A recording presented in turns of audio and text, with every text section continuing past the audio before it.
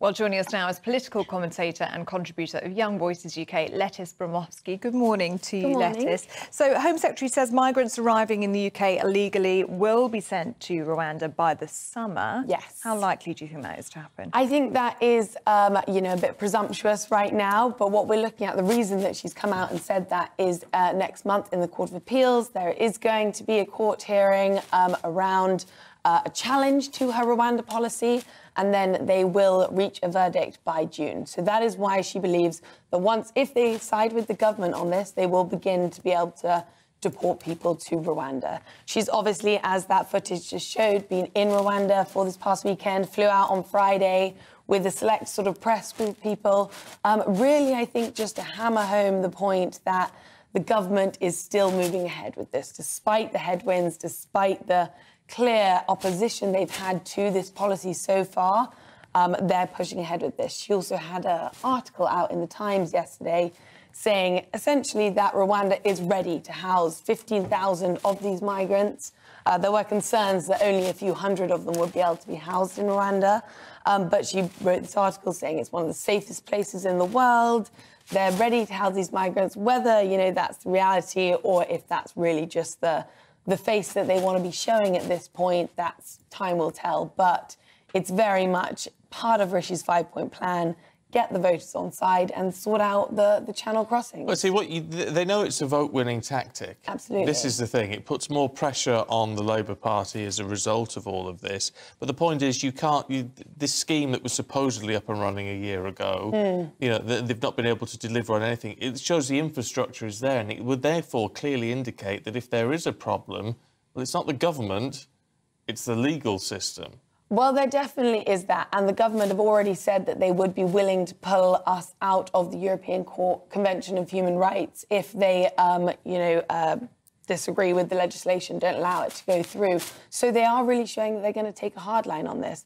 As you say, it is a vote winner, and realistically, we're looking at a general election next year. So how much they'll really be able to get done over the next few months is significant. So really, in some cases, words might matter more than actions, and being able to say that they are dealing with this, whether it'll be able to get done by summer or later on, is what voters will want to be hearing right now. And that's what the Conservatives are hoping will swing the polls in their direction, even just a little bit. But will voters be happy with the fact that this is the second publicly funded trip to Rwanda so far for Home Secretary? We saw Priti Patel there last April. I mean, as you say, it cost £140 million, this deal. Yeah. But still nobody on those flights. I mean, people watching and listening at home who care about this issue, they want to see a return on that investment. It hasn't happened so far. Exactly. People are looking now for something to move along in this. And that very joyful, happy footage that we were seeing, it was highly positive on where people are staying, how great it'll be. They'll have a front garden, a back garden, car parking spaces. It was really pushing home the fact that this is going to be a great sort of almost holiday destination for these migrants to be going to. But we haven't seen any return on that 140 million so far. And so really we need to be seeing a little bit of action now. And a lot of that will be waiting for what that Court of Appeals says next month.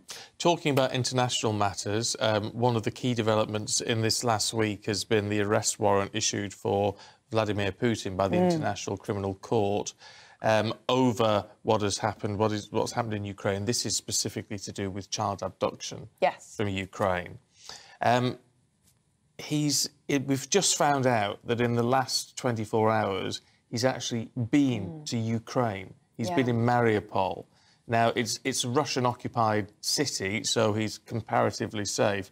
But clearly, this is him, let's be blunt, sticking two fingers up at the international community, isn't it? This is a very bold step by him. And I think I would say that from what the ICC ruled on, this is his sort of retaliation. We've seen he was in Crimea, visiting a children's centre, which he had commissioned to be built, which, although we don't know, but allegedly could be used to house these children as they're forcibly removed from Ukraine and on their way to Russia.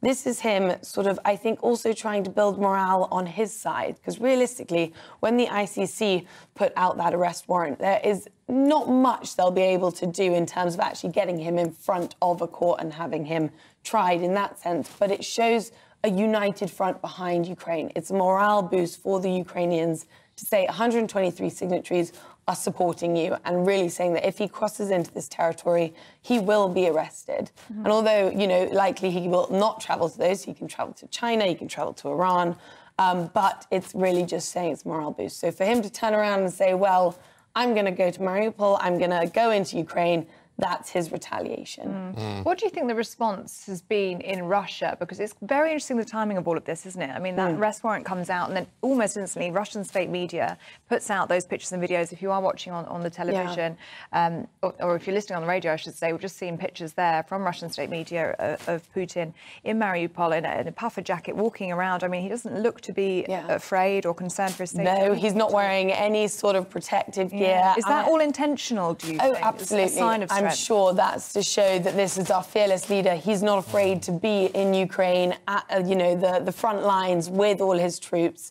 This is where, you know, he needs to be, and it's him showing that he's supportive of the war and that he's going in. He was even driving the car in that footage himself, you know. He can handle himself. He handles all his own issues himself. And that's a very clear message that they're trying to send.